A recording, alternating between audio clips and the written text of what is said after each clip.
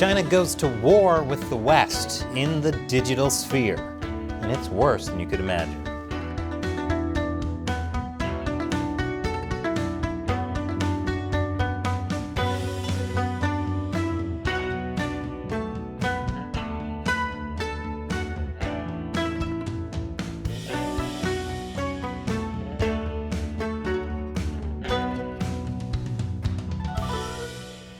Welcome to China Uncensored. I'm Chris Chappell.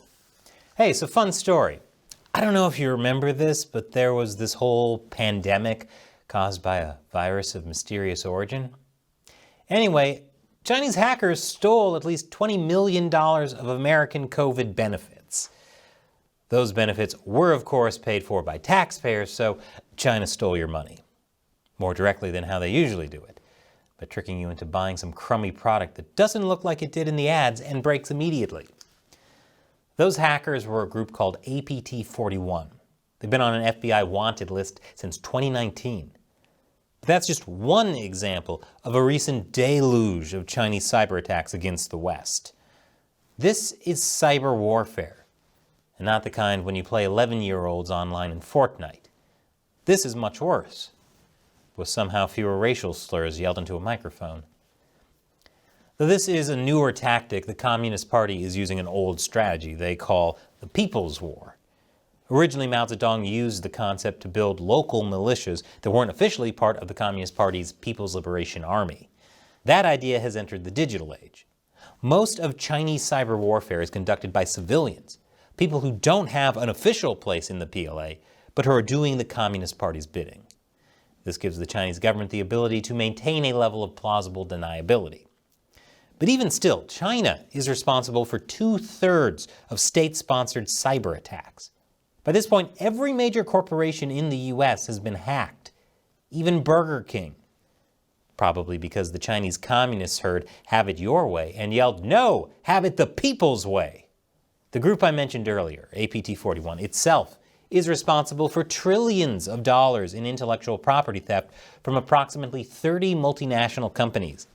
Let me say that again, trillions. It's like the GDP of some countries. Not really a mystery why the US economy is so bad. Of course, if you want to survive this recession, look no further than the new Zelda game, Tears of the Kingdom. I have a whole episode on my other channel, Gamers Unbeaten, about how the game is really about surviving an economic downturn. Link is below. Link. Now, the odd thing about all of this hacking is the US is generally ranked #1 in terms of cyberspace and cyber offensive capabilities. And yet, according to FBI Director Christopher Wray, Chinese hackers outnumber FBI cyber personnel by at least 50-1. The difference is the US does not use its cyber capabilities to steal other countries' intellectual property. Chinese hackers have no qualms with theft. According to this report by cybersecurity firm Mandiant, APT41 espionage targeting has generally aligned with China's 5-year economic development plans. But China has many of these groups. For instance, Light Basin, which specializes in attacking global telecommunications companies, which is why I still send my messages via smoke signals. This is one cloud they can't hack. It does sometimes rain, though, and my friends in LA can't ever read them. Sometimes China sends a message with targeted hacking. After a deadly clash between Chinese and Indian soldiers along a disputed border, Chinese hackers targeted India's power grid. And that was just the beginning. According to cybersecurity firm Recorded Future, after the border clash, there was a 261% increase in the number of suspected state-sponsored Chinese cyber operations targeting Indian organizations and companies. Sometimes they target human rights groups, think tanks, and news media. One Chinese hacker group targeting them is called Red Alpha, which is probably also the name of the energy drink those computer nerds live off of.